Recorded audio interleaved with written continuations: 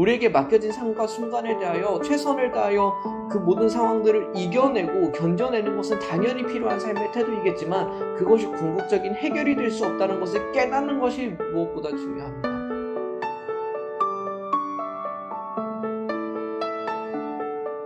그들이 나를 위하여 비밀이 친 그물에서 빼내소서. 주는 나의 산성이시니이다. 내가 나의 영을 주의 손에 부탁하나이다. 진리의 하나님 여호와여, 나를 속량하셨나이다. 주의 얼굴을 주의 종에게 비추시고 주의 사랑하심으로 나를 구원하소서. 여호와여, 내가 주를 불렀사오니 나를 부끄럽게 하지 마시고 악인들을 부끄럽게 하사 수월에서 잠잠하게 하소서.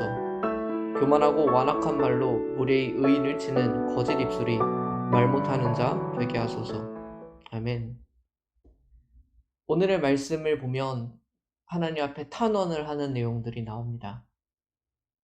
시편 31편의 전체 내용을 살펴보면 더 많고 더 긴 탄원이 지속되는 것을 볼 수 있습니다. 그만큼 노래하고 있는 이 사람은 고통당하고 있고 환난당하고 있고, 그러나 본인이 어찌할 수 없는 이 상황 속에서 하나님만을 찾을 수밖에 없습니다.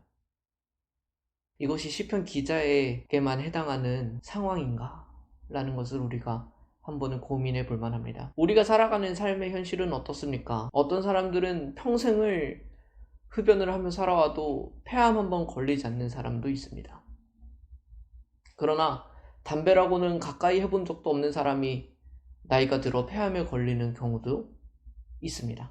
우리가 보기에 세상은 그렇게 공평하지 않아 보입니다.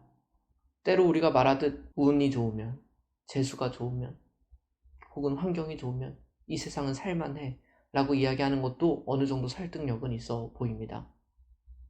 그러나 우리가 이런 일들을 통해서 알게 되는 것은 무엇입니까? 이 세상은, 적어도 우리가 살아가는 삶은 우리 마음대로 되지 않습니다. 어쩌면 우리의 힘과 능력으로 이겨보려는 그 시도가 어리석을지도 모르겠습니다. 우리에게 찾아오는 질병을 우리의 힘으로는 어떻게 막습니까?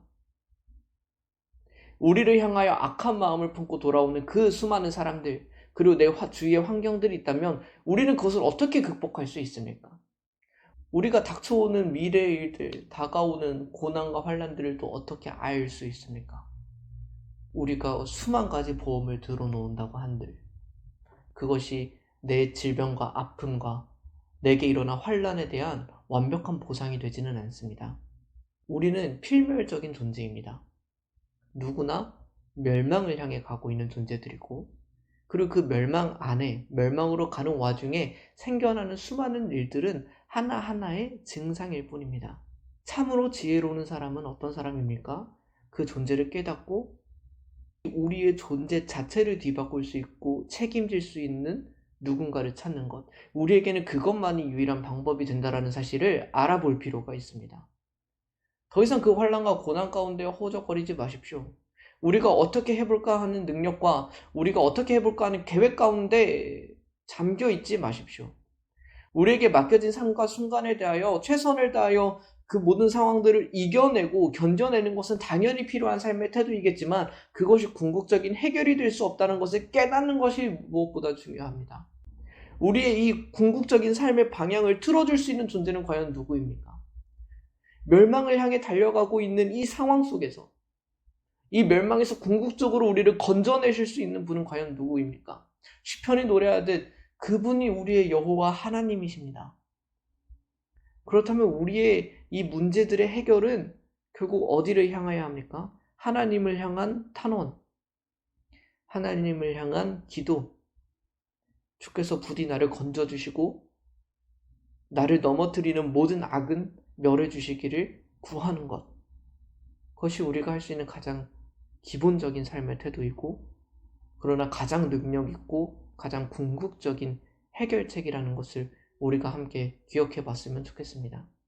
사순절을 지나고 있는 기간, 예수 그리스도의 모습을 한번 기억해 보십시오. 수많은 조롱과 수많은 핍박이 다가오는 그 순간에 주께서는 무엇을 하셨습니까? 그분의 목숨이 빼앗기는 그 상황 속에서 그날 밤 주께서는 어떻게 하셨습니까?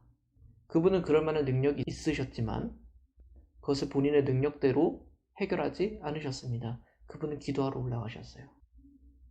하나님을 구하셨습니다. 어쩌면 십자가를 질 수 없을 것만 같은 그 마음의 부담감도 어떻게 해결되었습니까?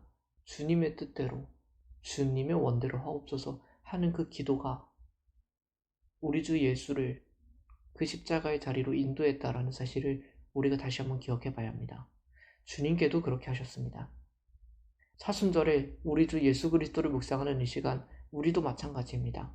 우리에게 다가오는 환난과 어려움이 있을 수 있습니다. 어쩌면 지금껏 경험하지 못한 일들이 나중에 시간이 갈수록 더 큰 환난과 고난으로 다가올 수 있습니다. 그러나 주 앞에 나아가십시오. 궁극적인 해결이 되는 주님께 간구하십시오. 탄원하십시오. 악인들을 멸망시켜달라고 간절히 구하십시오. 오직 그것만이 우리의 존재를 구원하시고 우리를 이 환난 속에서 거두시는 놀라운 구원의 계획의 시작이 될 줄로 믿습니다. 함께 기도하겠습니다. 하나님, 저희들이 할 수 있는 것이 없습니다.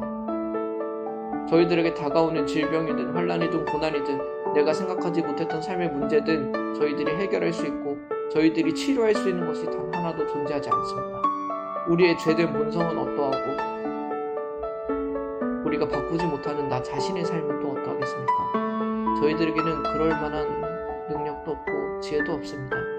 그렇게 오직 하나님께만 간구합니다. 하나님께만 구하고 하나님만을 붙잡습니다. 주님, 우리를 구원하여 주시고 우리의 탄원을 들어주시고 우리를 부끄럽게 하지 마시고 우리가 주로 말미암아 다시금 당당하고 자랑스럽고 영광스러운 존재가 되게 하소서. 우리를 위하여 중보하시고 마땅히 함께 탄원해 주시는 예수 그리스도의 이름으로 기도드립니다.